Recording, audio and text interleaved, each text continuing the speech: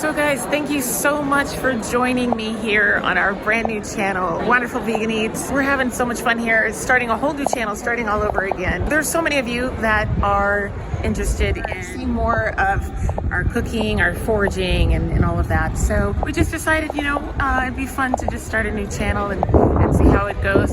Follow us here, subscribe to this channel. I'm going to be making classic, popular dishes in all of the destinations that we travel to and veganizing them. I am going to start here in Madrid. This is the first installment in this series. Depending on whether you're lactose intolerant, you have egg issues or meat, food should be for everyone. So that's what I'm going to do here on this series. And I'm going to be starting with this right here, bocata de calamares. This sandwich in Madrid is the quintessential tapa. Everyone in Madrid seems to love this sandwich. But not only am I going to take this iconic sandwich and veganize it so that everyone can try it, I'm gonna make it even better and give it a little more flavor, spice it up a little bit, and make it accessible for everyone. I hope you enjoy this video and this recipe. And if you do, hey, don't forget to click that like button. Subscribe to this channel. We hope you're gonna come along for the ride because we're gonna have some fun with some international cuisine.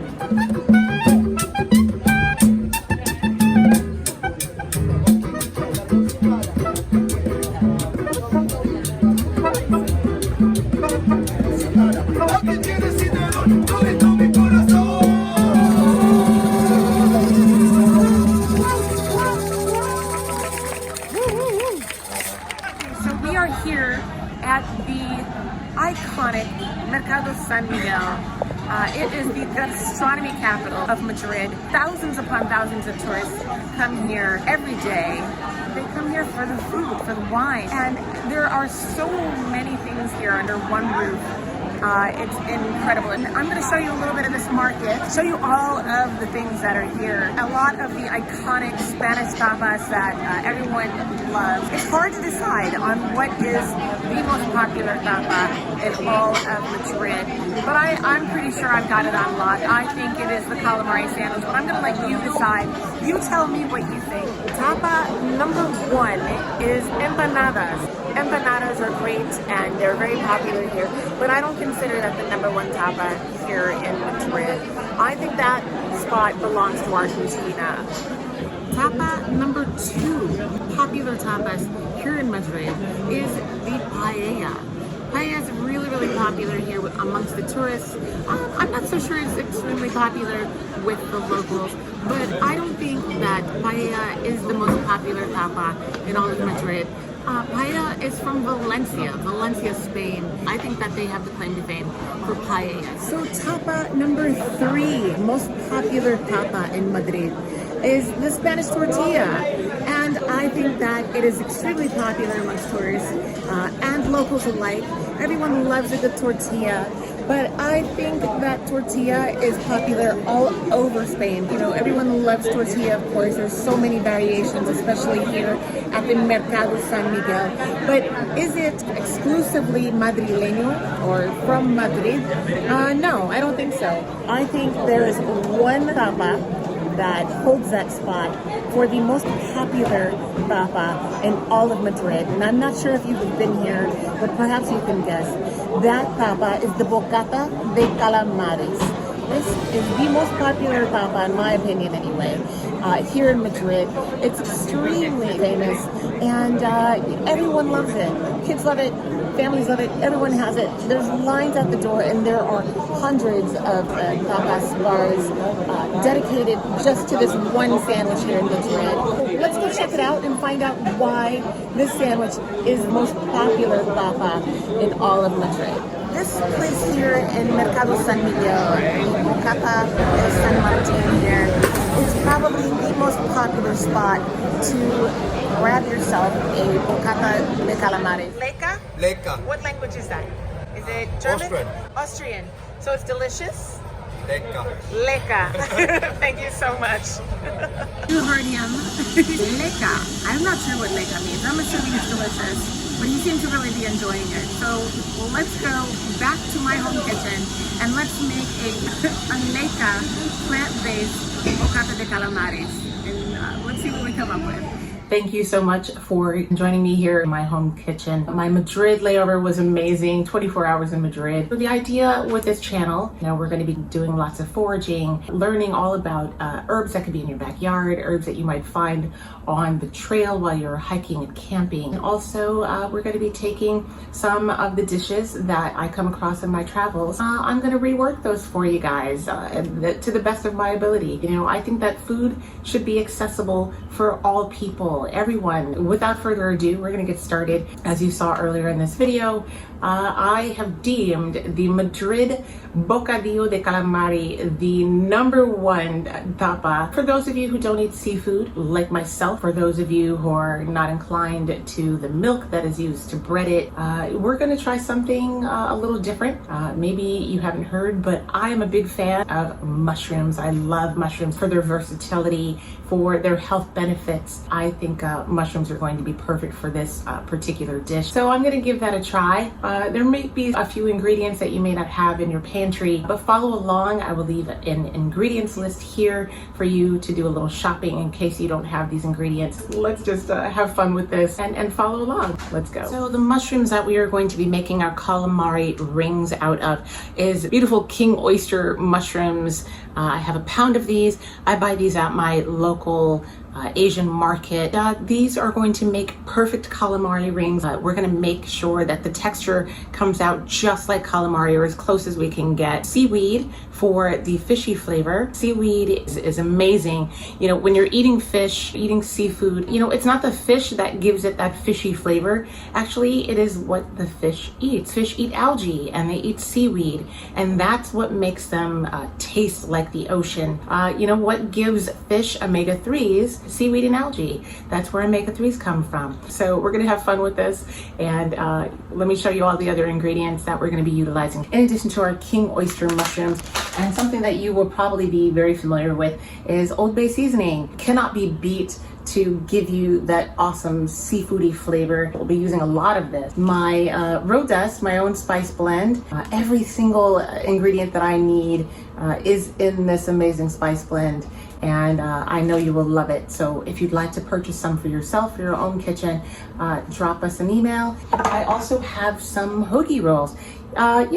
These are from Whole Foods. They're not the exact roll that they use in Madrid, but they'll eat just the same. They'll be delicious. And then we're going to be making some aioli, and we're using a cheat for that. We're going to be using some mayo. So I may be dating myself, but I use the shake and bake method in order to bread my calamari, my chicken sandwiches, all of that. And it's much easier, on the cleanup. And we'll be using my favorite kitchen tool of all, my kitchen scale, one dish to clean, as opposed to all of these. It is time to give up your measuring cups and your measuring spoons and learn to use a scale. Less dishes. Cleanup is a snap at the end of the day, and then you can sit and relax and enjoy an evening with your loved ones. Follow along and consider using a kitchen scale, please, because it'll change your life. All right, let's go. First, we are going to begin by prepping our mushroom. The king oyster mushroom here has 3 different textures on one mushroom. You get your bang for your buck here. This part here we will be cutting off, not tossing. We'll be utilizing this for another dish later on, but this is not quite the texture that we want. At the end here, the stem end down here, this is also a little too tough for our purposes. We'll be cutting that off as well. Once we have our cap and our stem end off, we will be taking these and peeling them. And this is just to have a nice clean surface to work with. This is no different from peeling your carrot, same concept. So again, do not toss this. We're gonna be using this on another day. Trust me, you're gonna love it. Makes some really good vegan bacon. Okay. Now that we have our mushrooms nice and clean, we're going to take these and we're going to cut them for making calamari. I would say this is probably, it's about 1/2 inch in thickness, maybe a little less. these little discs here. These will be our calamari rings. This is one of the only times that I'm going to suggest using teaspoons and tablespoons. So for the larger discs here, you're going to use the half teaspoon. We're going to be using it in this manner to make our calamari rings. For the smaller ones here, as you can see, smaller diameter, we'll be using our quarter teaspoon here. Don't worry, some of these are going to break. You know, it's not that big of a deal. They will eat the same. We're going to like this and like that, and then just push it out. Do not throw this part away. Believe it or not, these make some really great little base scallops, so that's what we're going to use them for. Again, on a later dish. So we have our larger ring here, so we're going to use our half teaspoon here and just push it out like that. So we're going to get through all of these. And that's it, guys. These are our calamaris. As I said, a couple broken ones here, no big deal. And these here will be our base scallops for another dish. On to the next step. We're going to be using our scale here. So we're going to start with 2 cups of water. And technically you want enough water to cover your mushrooms. You want them fully submerged. And we're going to use our Old Bay here. We're going to use a lot of this. We're going to use quite a bit. So we have 455 grams of water. Par our scale, zero it out. And we're going to use 2 tablespoons of Old Bay. Which is the equivalent of, let's go ahead and call it 25 approximately grams of Old Bay. And I'm going to be using 2 tablespoons of my favorite seasonal, which is my own blend, road dust. So we've got 1 tablespoon here. Use your own season all, of course, if you have a favorite. Otherwise, feel free to contact us and purchase road dust from us here. Promise you, you will love it. It goes with everything. It's delicious. So we have 15 grams of road dust, season all. And now we're going to add our kelp ingredients. As you can see, kelp is really, really affordable. This was $5. This is a lot of kelp. This is gonna last you for a while. So we're going to use a nice handful. We want this nice and fishy. It's calamari, right? So we're gonna be using quite a bit of this. I'm putting in about 10 grams. We'll mix this up. As you can see, we've got some nice color in here. I already know that I'm gonna probably need a little bit more water, but we're gonna take our calamari and also our little base scallops to use at a later time. And we're gonna throw these right in. I'm gonna add 1 more cup of water. And for now, I'm not gonna add salt. I'll add the salt later. Let's get this on the stove. All right, so we're gonna turn this on medium-high heat. We're gonna set this timer for an hour, and then we'll come back and check on our mushrooms. We are going to do a little bit of a cheat here and make a quick aioli, which means I'm gonna be using mayo for this aioli. Don't judge me. I've got some tarragon here that I've been growing, some lemon and garlic, and make a beautiful aioli. Okay guys, as I said, I'm going to make a quickie aioli. I'm using Follow Your Heart mayo, and like I said, whatever you enjoy. If it's Hellmann's, it's Hellmann's. Miracle Whip, it's Miracle Whip. Doesn't matter. Use whatever mayo you enjoy. I have 1/3 of a cup of mayo of your choice. We have some lemon, we have some garlic cloves, we have some fresh tarragon, and some chives. So I'm using 3 cloves here. That is 14 grams, some lemon juice. So 8 grams of lemon juice, top of my chives roughly. And then I've got some Baja Gold salt here. About 1 gram or 2 of salt, and pulverize this with the salt and the lemon juice. Okay, so I took a couple minutes, garlic pulverized here. I'm just adding my herbs. That's about, as you can see here, 2 grams. Some of my road dust seasoning. That's another 2 grams. Again, you can use any herb that you want. Feel free to use dill, fennel, whatever you want your aioli to taste like. I happen to like the flavor of fennel. It's kind of an anise flavor. I think it's delicious. So I'm gonna continue on this. If you do not have a mortar and pestle, you can use a NutriBullet, any little mini blender will do. That was 77 grams of mayo. That's 1/3 of a cup. And it depends on how many sandwiches you're making. If you're making a bunch of sandwiches, of course, double the recipe and make more. Okay, that's my aioli. It's gonna be good on our bocadillos. All right, let's Wipe down our work surface. Next, we're going to make the batter. This is best thin, not a whole lot of breading. So we're gonna use some coconut milk. We'll use a little bit of Tabasco, road dust,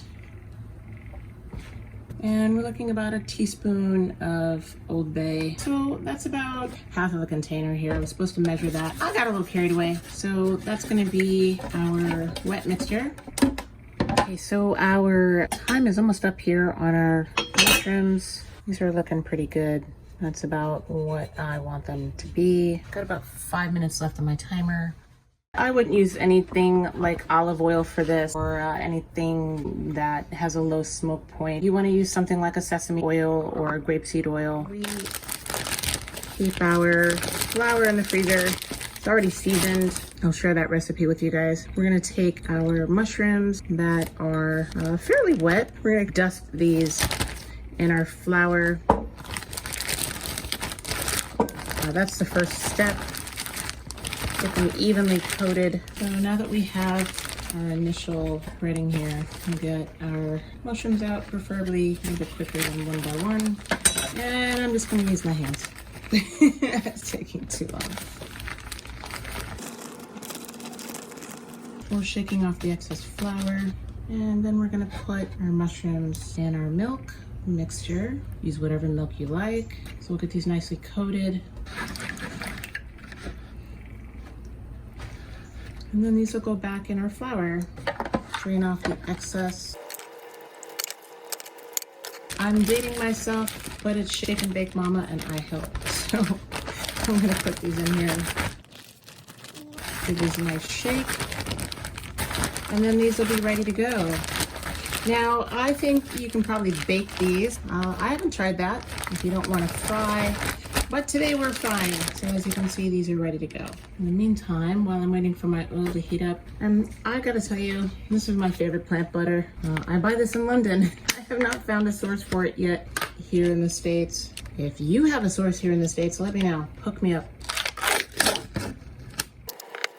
This is not a diet meal, guys. It's not meant to be a diet meal. This is a treat. We don't do this often. It's going to be delicious. Rolls are prepped and ready to go. We have our oil at smoking point, so we will throw in calamari. So once the bubbles start to dissipate, you know it's about time to give them a quick little turn. We're gonna go ahead and get these out of here so that we don't over fry them. And we'll just put these on a paper towel to drain. And these are looking pretty good. My bread got a little overcooked, getting everything done, but it's gonna be delicious. My garlic, lemon, and tarragon aioli on my buttered buns. I've got some farmer's market veggies here. And you don't know that's not authentic to the traditional sandwich. I totally understand that. I'm here to make the sandwich my own. Some vegetables. So I have some farmer's market tomato. I have some beautiful heirloom potted romaine lettuce. And I have my calamari. You guys, these came out really well. I gotta tell you, they look beautiful. I'm pretty happy with it. I'm gonna add a little bit of Baja Gold salt, and then we're gonna give this a try and see how it is. But look at that sandwich, you guys. Don't tell me that doesn't look good. It looks amazing. I can't wait to try it. And better yet, I can't wait for Gary to try it and see how he likes it. Take a look at how beautiful this sandwich is. Okay guys, so I hope that you enjoyed this episode of Wonderful Vegan Eats. I had a lot of fun experimenting in my test kitchen with this recipe, and I do hope that you give this a try. If you do, leave me a comment. Let me know how you liked it, if you gave it a try yourself. And also I want to know, have you been to Madrid? Have you tried this sandwich? And if you have, let me know what you thought of it. Was it good? Did you enjoy it? Do you feel like it needed improvement? So this is what we're going to be doing here at Wonderful Vegan Eats, amongst other things. Foraging, we'll be talking mushrooms and medicinal herbs, all that fun stuff. If you like what you see here on this episode, by all means, guys, please click that subscribe button. Leave us a comment, like this episode, and we'll see you on the next episode of Wonderful Vegan Eats. Don't forget, we still have our channel, Skyways to Highways. That's not going anywhere, guys. We're still going to be camping and having a great time and cooking over there as well. By all means, join us there as well. And we're gonna get Gary's reaction here and see how he likes this sandwich. As you know, Gary is pretty honest about his food. He knows what he likes. So let's see how he likes it. You've had this sandwich in Madrid. Yes, I've had the sandwich in Madrid. So let's see how it compares. I was kind of meh. Okay. It was okay. It just needed a bunch of seasoning, and it was just bland. it was very bland. Yeah. Yeah. So all right, let's try yours. Okay. All right. Honest opinion. Yes. That was really good. Is it good? The mushroom texture is just like right on. So the texture, how close is it to calamari? Very close. Fantastic. Very close. Awesome. And flavor? Flavor good. Yeah? It has a seafoody taste to it too. Okay, cool. Yeah. And the sauce is really good with it. The aioli? The aioli is really good with it. Fantastic. Oh, very cool. That is delicious. Let's see what it looks like. It looks pretty good. Yeah, that's really good. All right. Well, enjoy. Thank you. Yeah. Texture's right on. Sweet. So Chippy here is having his own meal. He's not having a bocadillo de calamari, but he seems to be enjoying himself.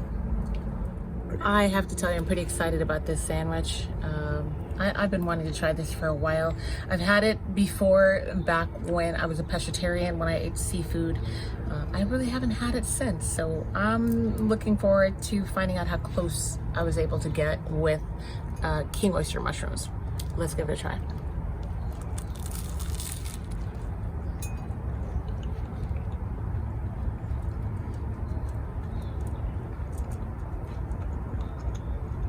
Okay, wow. Wow. Okay, guys, I gotta tell you, the king oyster mushroom, when you cook it in this manner, the texture, I gotta tell you, it's exactly like calamari. Exactly.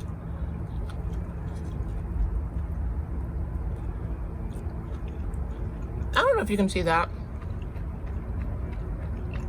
This tastes exactly like calamari.